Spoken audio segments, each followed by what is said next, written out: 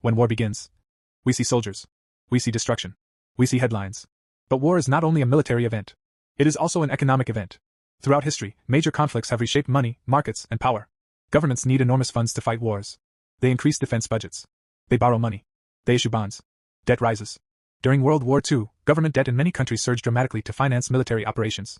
And long after the fighting stopped, the debt remained. That pattern still exists today. When global tensions rise, nations increase defense spending. Military budgets expand. Long-term contracts are signed. Defense and security industries grow during these periods. Weapons systems, cybersecurity, surveillance technology, logistics. Modern conflict is no longer only on land or sea. It includes digital networks, satellites, and artificial intelligence.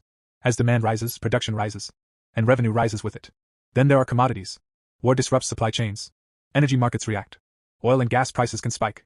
Food and metals become volatile. In recent years, geopolitical conflicts have triggered sharp swings in global energy and grain prices. Producers may benefit from higher prices. But consumers feel the cost through inflation. And inflation spreads quickly. Higher energy costs raise transportation costs. Transportation affects food prices. Food prices affect households. Even countries not directly involved in conflict can experience economic shock. That is the nature of today's interconnected world.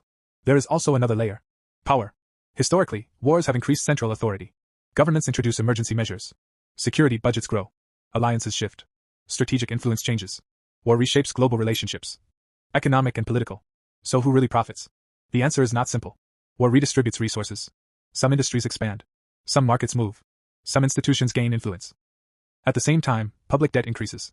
Citizens face inflation. Reconstruction costs rise. And the human toll is permanent. War is destruction on the surface. But underneath, it activates economic systems. Factories retool. Budgets shift.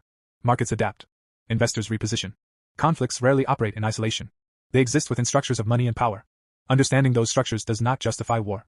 It simply explains why conflicts often become prolonged and complex.